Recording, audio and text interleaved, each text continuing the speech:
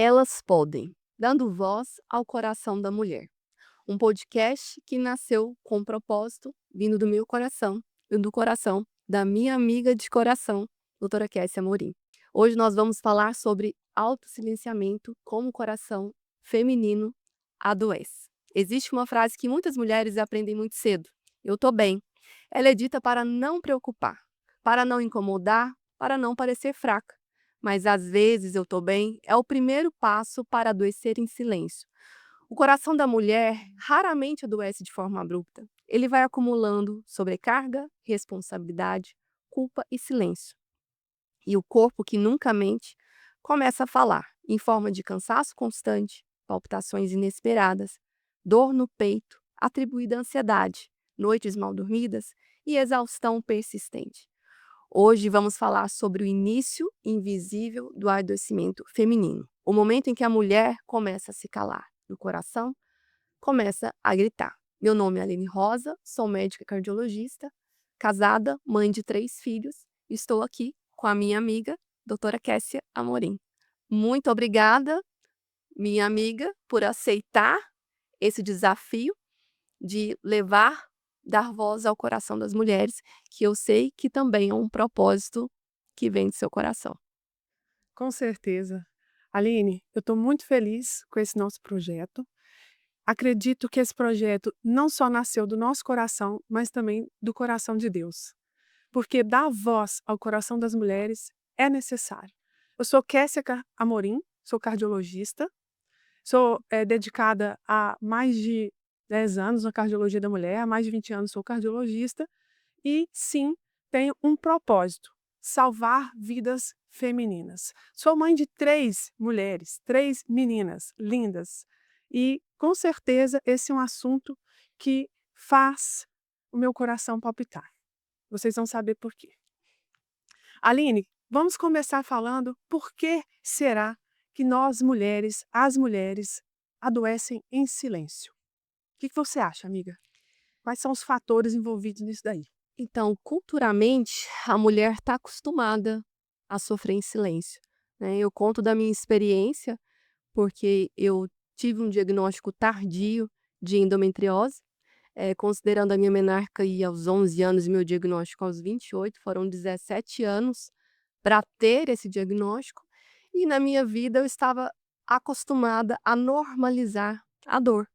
Então foi um tempo, de muito sofrimento, de muita dor, em que eu estava acostumada, normalizando aquela dor, até o ponto de realmente aquela dor, me incapacitar de levantar da cama, né. Então foi nesse momento que a minha rede de apoio realmente me apoiou a buscar um diagnóstico que algo não estava certa. Eu cheguei a ser tratada com fibromialgia, né, por algum tempo, mesmo tendo toda essa dor física limitante, fui tratada como fibromialgia e, a minha rede de apoio, meus pais e meu esposo, me motivaram a buscar. Já era médica, mas normalizava, tentava ir para a residência mesmo com dor, à base de medicação.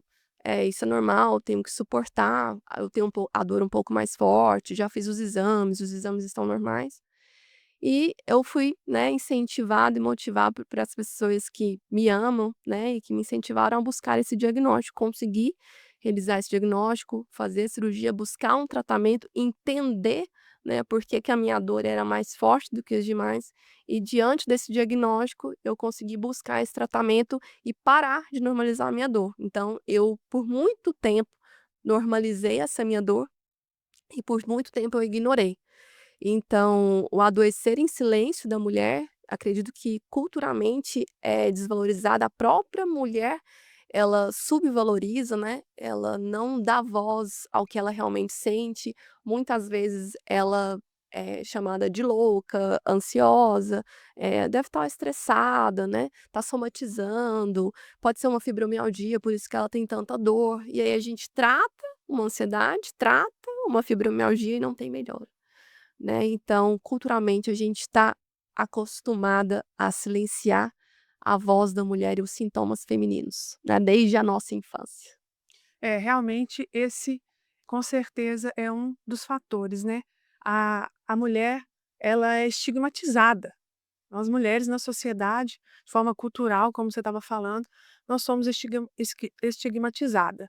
Isso significa que quando a mulher sente uma dor física, igual aconteceu com você mesma não, valorizou o seu sintoma pensando: "É normal, porque mulher sente dor". Sente dor na menstruação, na menarca, no período, do ciclo menstrual, sente dor porque está estressada, porque está cansada, porque trabalha muito, enfim.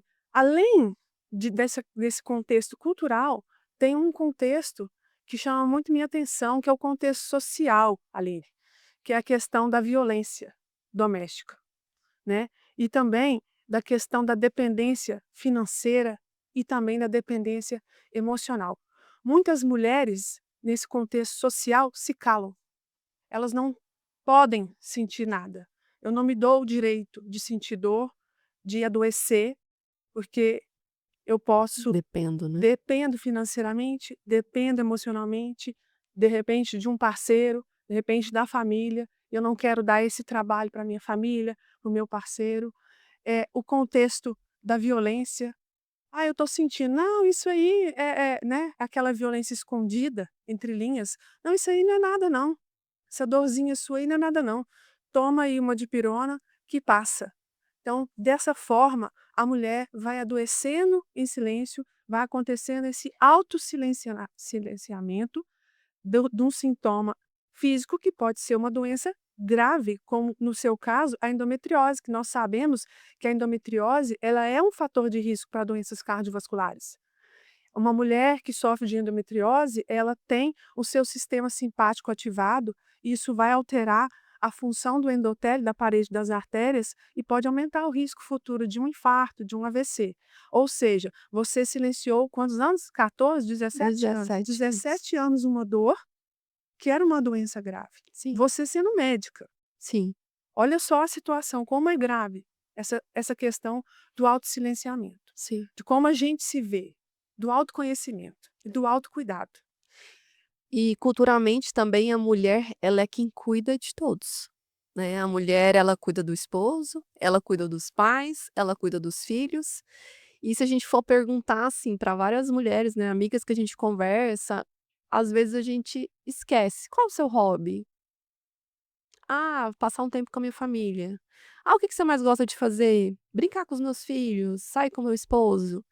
E aquela mulher, sem perceber, vai desvalorizando a personalidade dela, o que ela gostava de fazer sozinha, né.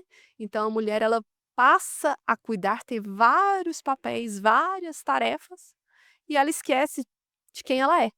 Então, se ela não sabe nem quem ela é, como que ela vai valorizar o próprio sintoma, né. Então, a gente observa isso no nosso dia a dia, né. Muitas vezes, quando nós percebemos aí durante a semana, que momento que a gente parou para se cuidar. Ou a gente está cuidando do trabalho, ou a gente está cuidando de casa, dos filhos, e a gente culturalmente a mulher tem essa dificuldade de se cuidar, né. Eu acho que é um desafio para nós mulheres sempre dedicar um tempo exclusivamente para nós, né. Como nós temos muitas tarefas, nós temos essa dificuldade realmente de dedicar, e isso é um processo importante para nós mulheres, né. Por isso que nós estamos aqui, para dar a voz para nós mulheres e para vocês mulheres que nos assistem e que querem ter esse conhecimento e esse incentivo Uhum. do autoconhecimento, do autocuidado. Porque se você não está bem, como a sua família vai estar bem? Se você não se cuida, como você vai ter energia e cuidado com a sua família? Além desse contexto cultural e social, Aline, tem uma outra questão que é o contexto sistema de saúde, né? Sim. Então, muitas mulheres, elas desistem. Talvez tenha acontecido com você.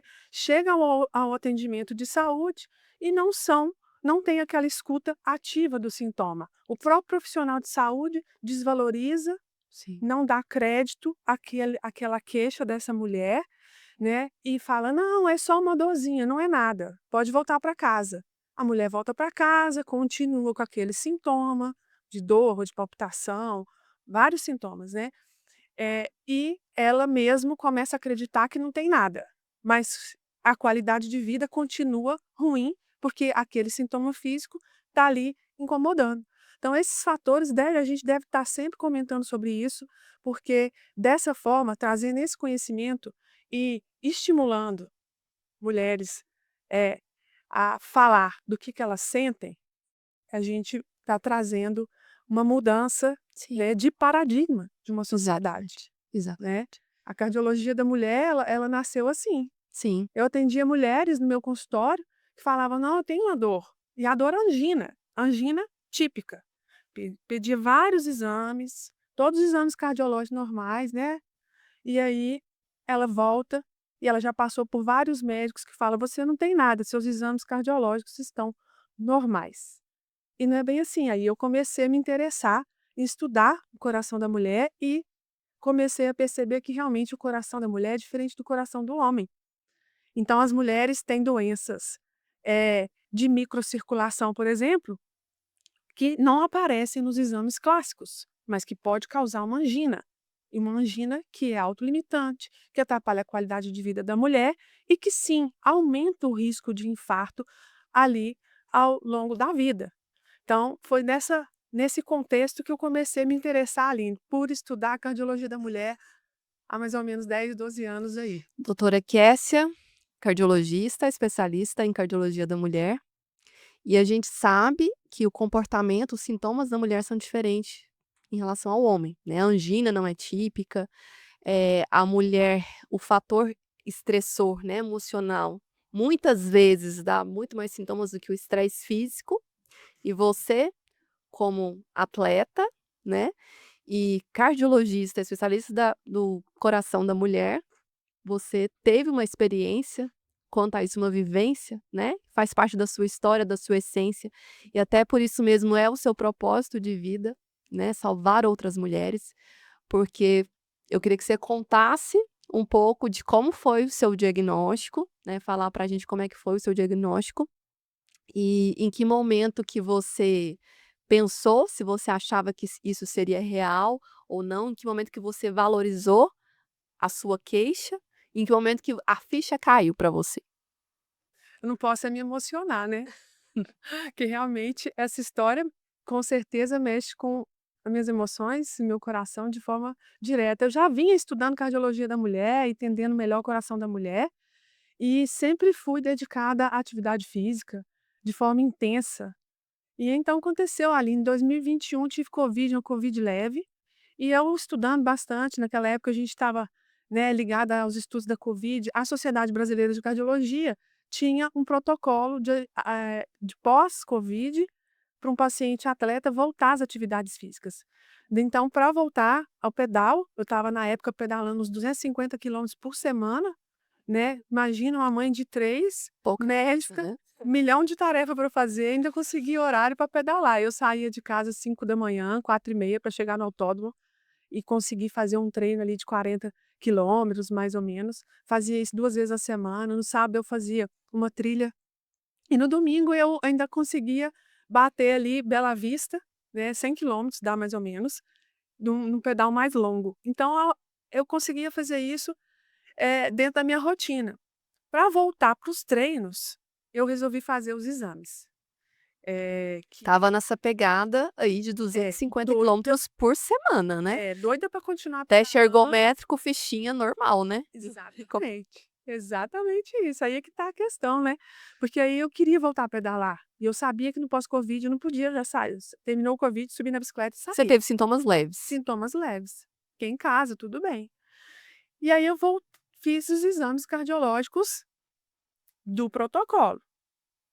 Teste ergospirométrico, Ergospirométrico. porque eu era atleta, não fiz o ergométrico, né. Fiz um eco, fiz um Holter, fiz um mapa, tudo bem, voltei para a intensidade de exercícios. E quando eu voltei, eu já não tinha aquela capacidade física. E aí é que vem, a questão do autossilenciamento. "Ah, não, mas eu estou cansada", que é porque é Do covid. convite. Covid, ela traz esse Você não cansaço, conseguia completar o seu treino? me sentia muito Mais cansada. cansada. Me Mas sentia fazia o treino? fazia o treino, mas me sentia muito Mais cansada. cansada. Fazia o treino completo? treino Só completo. achava que o rendimento tinha O caído. rendimento tinha caído. Além do pedal, eu corria um pouquinho ali, na Ricardo Paranhos, e nadava. Mas não sou triatleta não, viu gente, tá longe, eu só fazia esse complemento aí, quando eu arrumava um tempo Aham. livre, eu ainda fazia esses exercícios. Aí numa dessas corridinhas, eu senti um pouco aqui uma queimação retroesternal. Na época eu atendia dentro do instituto de gastro, de aparelho digestivo, e aí eu pensei: "Vou fazer uma endoscopia, porque vai que eu tô com um refluxo". Estava queimando, os exames cardiológicos estão normais, enrolei mais uma semana. E aí voltei a sentir no pedal. No pedal. Eu estava até com uma amiga cardiologista pedalando. E aí ela falou: "Não, realmente, covid deixa esse tipo de dor, né. Bora, sobe aí, Uma faz dor em queimação, bicicleta". mas estava conseguindo completar o treino, Conseguimos normal. completar o treino, dor discreta. E aí, olha, minha mãe Bora. fala que o meu anjo da guarda deu pontão. Então, assim, para que ficar claro, consciência e evidência, uma cardiologista, que passou por exames cardiológicos, todos normais, e que começa a sentir uma dor retroesternal, não é coração. Não. Vamos valorizar o sintoma. É aí que a gente tem que, né? E eu valorizei o meu sintoma naquele momento. Graças a Deus. Porque aí eu estava lá no atendimento lá no hospital e eu Então você resolvi, foi investigar, né? eu fiz, né, a ação, tomei a ação. Eu desci e fiz a tomografia do meu coração. Kézia, tinha indicação formal Você de mesma quem evidência? pediu. Eu mesmo pedi, desci e fiz. Um atleta pedalando 250 quilômetros por semana, que começa a ter alguns sintomas inespecíficos, atípicos ou não, um cansaço, uma fadiga, uma queimaçãozinha Cargo leve, de consciência, você foi lá vamos lá, fazendo. por desencargo de consciência, vamos fazer essa tomografia. Eu tinha tanta certeza, Aline, que estava normal minha tomografia, que eu nem fiquei naquela sala. Eu fiz o exame, minha filha tinha uma consulta, saí rápido. Quando eu cheguei em casa, o meu amigo que é triatleta e que lauda as tomografias lá do hospital me liga: "Kécia, como é que você veio aqui fazer um exame e não me chama?". "Ah não, mas é só rotina, Leandro, porque eu estou pedalando muito e eu queria ter uma segurança, né". "Não, você está sentindo alguma coisa". Naquele momento que a gente subvaloriza o nosso Deu um clique. "não", eu falei: "Não, não tô". "Tá". Ele insistiu: "Você está sentindo alguma coisa, porque apareceu aqui uma placa".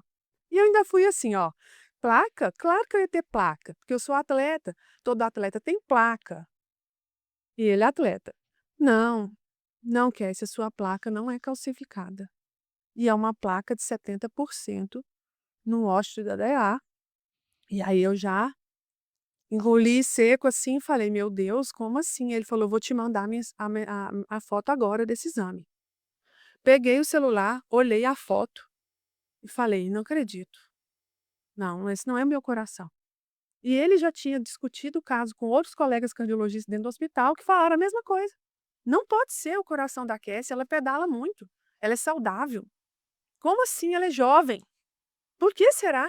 Ele mesmo acreditava que você deveria ter um pouco mais de dor, porque pelo que ele estava vendo, Pelo né, que ele estava vendo. Não, você tem que ter um não sintoma. justificava. É, não justifica.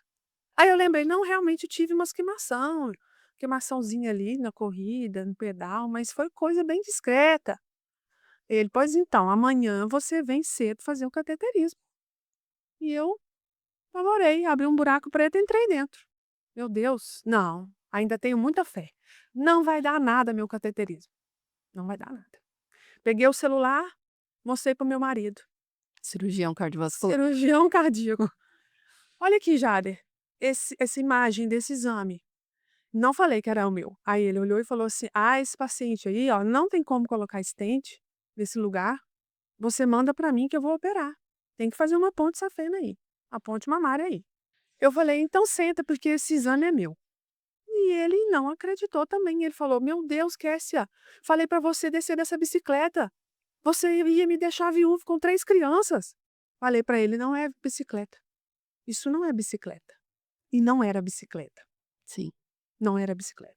A raiz do problema é muito mais profunda do que a gente imagina, e a gente vai subestimando O e estilo de vai o estilo de vida saudável que você estilo de tinha. vida saudável, alimentação saudável. Sim. né, não tinha como. O que que era isso, né. Então, a raiz da doença cardíaca começa no autossilenciamento. Quando a gente cala, Estresse, né. quando a gente cala diante de muitas dificuldades que a gente passa na vida e que a gente mesmo subestima, e que a gente acha que é normal, que todo mundo passa. E aí, essas emoções negativas acumuladas se somou com tal Covid, Sim, uma tal Covid leve. Então vamos culpar a Covid, que é mais fácil, porque é uma doença visível. sim. A doença da alma não é visível, Aline. Aquela que corta lá dentro, a gente mesmo cala ela, que dói tanto, que você fala: "Não, não vou falar desse assunto". Foi a Covid. A Covid me fez adoecer. E aí, é uma situação que vamos parar de fazer exercício, porque o que vamos fazer? Vai fazer uma cirurgia cardíaca? Uma mulher de 42 anos, mãe de 3 crianças, e o medo de abrir o peito? Normal, todo mundo tem. "Ah, não vamos colocar esse stent". Um amigo meu lá, cardiologista: "Mulher, põe esse stent aí, pelo amor de Deus, como é que você vai ficar sem pedalar?". Ele ciclista sabe que quem é ciclista fica doido sem Sim. pedalar, porque a gente é viciado no exercício. E aí meu amigo que fez meu cateterismo veio, passou a mão na minha mão e falou pra mim só uma coisa, não vou esquecer nunca mais, ele passou a mão na minha mão assim, não vou chorar, e falou assim: "Kessinha, não sobe nessa bicicleta, até a gente decidir o que que a gente vai fazer".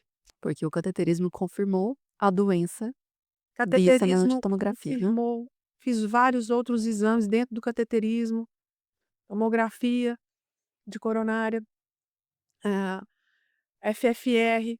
Todos confirmaram e realmente era uma placa jovem, sem cálcio, uma placa vulnerável, com risco de morte súbita.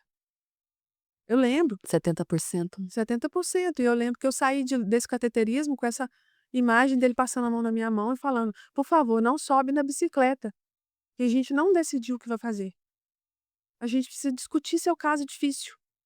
E assim ele fez, discutiu o caso no mundo inteiro com vários colegas dele de outros países, vários colegas daqui também, com muita experiência. E aí 3 dias depois ele me ligou, falou: "Kessia, nós decidimos pra você ficar em tratamento clínico, medicação, somente medicação, mas não pode ter esforço físico. Você sabe dos seus riscos". Gente, olha, Aline, receber essa notícia é desesperador, Nossa válvula de escape era atividade física, né. desesperador. Você fala: "Meu Deus, eu Minha posso vida subir acabou. aquela escada ali, dar um espirro e morrer".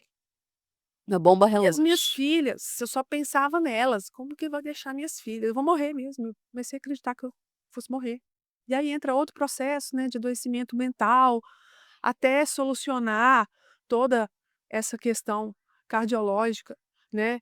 Então eu fiquei em tratamento clínico durante 1 ano e no ano seguinte eu ia terminar o mestrado e eu tinha um fellow para fazer em Que foi Barcelona, quando a gente se quando a conheceu, gente né. se conheceu lá. Lembro que você chegou com a sua história e eu te contando a minha história, totalmente debilitada, fragilizada, deprimida. Aí eu já estava com antidepressivos para poder suportar toda essa história, né.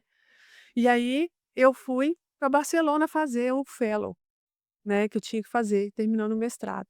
Aí foi a minha salvação ali, porque cheguei lá, os médicos já estavam usando o remédio que hoje eu uso, você sabe que é o Repata, Sim. Evolucumab, um imunomodulador, que lá na Europa já estava sendo muito utilizado para redução de placas moles, placas não calcificadas. Sim, E esse conhecimento não estava ainda na prática clínica nossa aqui no Brasil.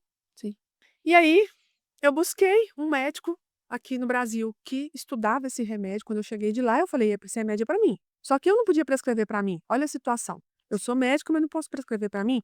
Se eu tiver uma complicação, quem vai assumir? Eu tenho que ter um médico para cuidar de mim, meu marido não pode, porque tem o viés emocional. E eu não posso cuidar de mim, que se eu tiver um evento, quem que vai decidir? Então busquei ajuda, colegas, para cuidarem de mim. Você deixou ser cuidada também nesse momento, né. É difícil. Uma mulher forte, uma mulher decidida, a mulher que tem ação Sim, e que acha que domina tudo. Muitas somos assim, sim. eu sou assim, não vou admitir, não vou mentir, né. Então foi difícil delegar o meu cuidado para uma outra pessoa. Sim. Mas sim, eu fui atrás de um médico, o Raul Dias, que é um médico da USP, que estudava esse remédio. E ele falou: "Sim, esse remédio é para você". E o Tarek é meu médico cardiologista, porque ele é cardiologista do esporte. Eu queria voltar para o pedal. A minha vontade era voltar logo para o pedal. Então a gente tentou alguns treinos, eu tinha medo, subia na bicicleta, morria de medo. E engordou nesse tempo também, ganhou um peso, né, Ganhei porque você ficou sem atividade física, né. Mais deprimida ainda por 12 conta. quilos. Aí a mulher inflama, deprime, vem a autoestima que cai muito, né, com excesso de peso. Sim, Então associei mais uma doença, ciência cardíaca, mais obesidade, mais depressão, mais ansiedade, mais estresse e continuei trabalhando. Outro dia eu abri meu prontuário, eu fui ver lá a data do atendimento de um paciente que me procurou, foi a data da semana do meu cateterismo. Gente, como a mulher se diz forte e faz uma coisa dessa. Ela não se dá o direito de passar pelo luto da doença, processar, pelo né. processo, pela jornada de cura, de tratamento. Ela se expõe, ela vai cuidar do outro. Sim, Ela tem missão, ela vai. A médica é assim, né, nós médicos somos sim. assim. A gente faz pelo outro, faz pelo filho, faz pelo marido, faz e a gente se coloca no último lugar. "Não, eu dou conta, eu vou trabalhar". E escutei de muitos amigos médicos: "Isso é bobagem, isso aí vai passar". Isso dói, machuca, viu. Com certeza. Eu também já havia escutado, inclusive de ginecologistas especialistas em endometriose, se eu não achava que eu tinha ansiedade. Obviamente eu tinha ansiedade, eu estava com uma dor incapacitante, como que eu não tinha ansiedade? A ansiedade é causa ou consequência, né, uma retroalimenta a outra. Ter ansiedade, estar ansioso naquele momento, é uma consequência também de tudo que você está passando, né. Lembrar que a ansiedade sempre deve ser diagnóstico de exclusão. Não dá para porque tá misturado com sintomas. A ansiedade ela piora os seus sintomas. Então não tem como separar isso, né. Então assim, jogar esse estigma, é ansiedade, é um burnout, é uma somatização, isso realmente dói, Dói. dói. Para quem tá de paciente, dói. E escutando de médico, Exatamente, pior ainda. isso. Aí nessa hora que você pensa: "Será que eu já fiz isso com alguém alguma vez na vida, né?" Eu não quero ser esse médico que tá falando isso, né, porque eu já estive do outro lado, eu sou paciente também, né. Exatamente, exatamente. E assim, Aline, eu comecei a usar o medicamento, e era a minha esperança, Sim, um custo alto. Escutei muitas vezes: "Não, pode parar, muito caro esse remédio", mas era a minha única esperança. Deus, que eu sou muito, muito, uma pessoa de muita fé. muita fé, uma pessoa de muita fé, então eu me apeguei muito à minha fé Sim, em Deus e falei: "Deus tem um propósito nisso daí". Eu já trabalhava com cardiologia da mulher e estava passando por essa situação. Como que uma cardiologista da mulher cuida do coração da mulher, tá doente do coração? Loucura na cabeça da gente, né.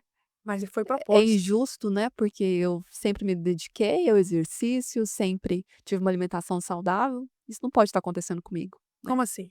Sim, A pergunta que a gente fazia: "Por que eu, né? por quê, né? Por E que é eu?" para quê, né? Para quê? Para quê? Esse Aí é é que um dos entrou para quês. aí é que entrou o propósito, né, Sim, tá. Se você se propôs a cuidar de mulheres, sim, agora você vai passar por isso para você ver que realmente isso acontece. E por causa disso, muitas mulheres morrem. São os infartos silenciosos. sim. A American Heart Association fala que 50% dos infartos das mulheres são silenciosos. Se eu não tivesse escutado o meu anjo da guarda, vamos falar assim: Sim. "Vai lá, faz o exame, quem sabe vai ter alguma coisa aí". Eu não E elas acreditava. demoram mais também para procurar o atendimento de saúde, né, em 8 comparação com os homens. horas mais do que os homens. Demoram 8 horas mais para procurar o atendimento de saúde. Por isso mesmo: "Ah, não, eu acho que eu não tenho". Eu mesmo não fui fazer o exame pensando que não tinha nada, mas sentindo. Sim, Então não existe isso na mulher. especialista em cardiologia da mulher. Pensa bem, o que que acontece na cabeça de outras mulheres que não têm nem conhecimento médico. E Exatamente. por causa disso, morrem 2 vezes mais do que os homens de infarto, por infarto. E aí eu comecei esse remédio, e o remédio realmente fez um efeito fantástico.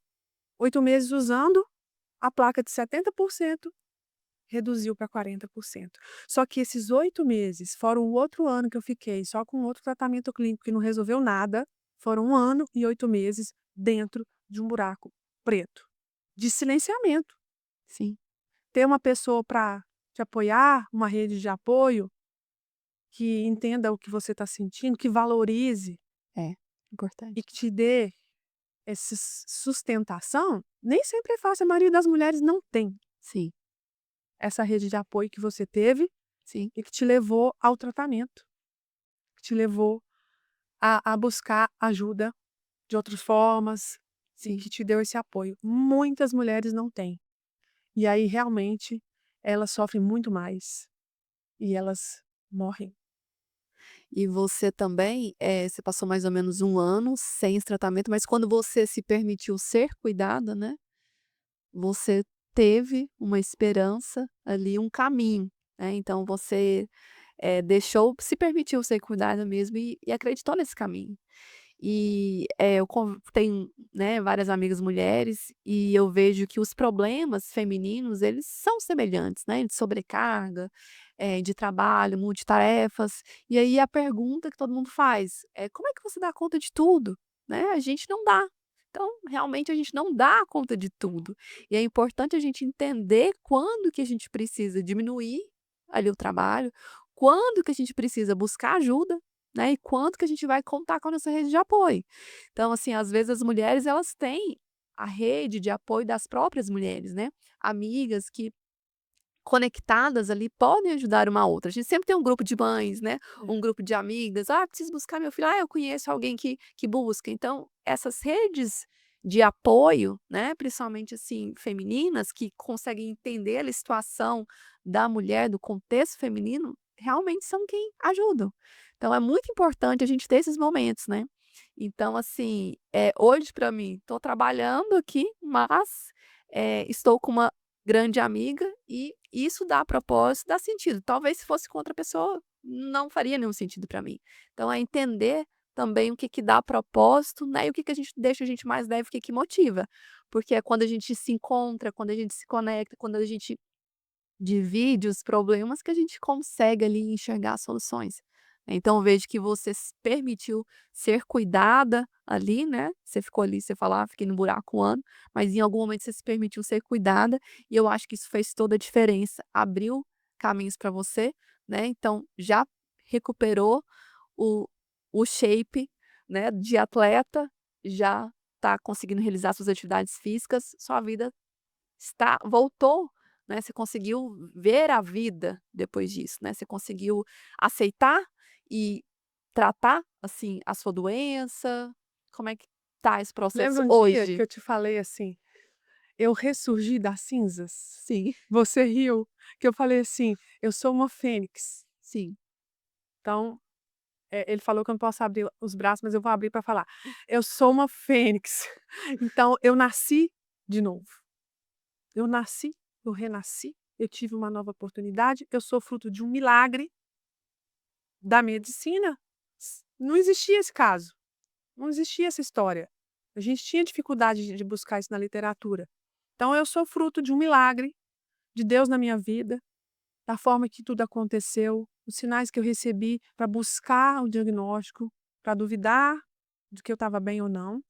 E sou fruto também de um milagre, da medicina, porque é um medicamento que nem estava tão disponível no Brasil e que eu fui conhecer na Europa, que hoje já temos bem difundidos, a gente já está bem utilizando na prática clínica e que realmente mudou o curso da doença, a aterosclerose, que a gente sabe que é a doença que mais mata as mulheres e os homens. Só que a doença cardiovascular, mulheres, elas matam as mulheres 9 vezes mais do que o câncer de mama, de útero e de endométrio. que são as campanhas com maior peso que a gente tem, né, Outubro Rosa, todo mundo fazendo a mamografia, e esquece que ali não é a principal causa de morte, né. Exatamente. Historicamente, as campanhas foram dedicadas para a prevenção ginecológica. Exato. Nós estamos hoje aqui para trazer prevenção cardiológica. E por que estamos vestidos de vermelho? Vamos contar? Vamos. Go Red for Women é uma campanha da American Heart Association que acontece primeira sexta-feira do mês de fevereiro, última sexta-feira do mês de fevereiro, todos os anos, mulheres se vestem de vermelho no mundo inteiro, para chamar a atenção de mulheres mostrando que a doença que mais mata é a doença cardiovascular. Então, mulheres também infartam. Sim, Vamos olhar para a gente? Vamos olhar para dentro? sim. Nós podemos, vocês podem ter essa visão, esse conhecimento, esse olhar do autocuidado, do autoconhecimento. Você Elas podem. vocês podem, nós podemos, elas podem. Isso. Vamos dar voz ao Cor coração das mulheres. Perfeito. E aí, eu acho que a gente precisa mesmo, nesse momento, né, encerrar aqui, en entendendo que o coração da mulher, a gente precisa dar voz, esse é o nosso propósito, né, essa é a nossa chamada de Vir de Vermelho, de alertar a mulher da importância da prevenção cardiovascular, que a mulher ela precisa preocupar com essa prevenção, né, buscar aí o atendimento e o cuidado com o coração. E para encerrar, eu queria deixar uma reflexão aqui. Você não está exagerando, você não está apenas sentindo. Talvez seu coração não esteja doente, talvez ele esteja apenas pedindo para ser escutado. Elas podem dando voz ao coração da mulher.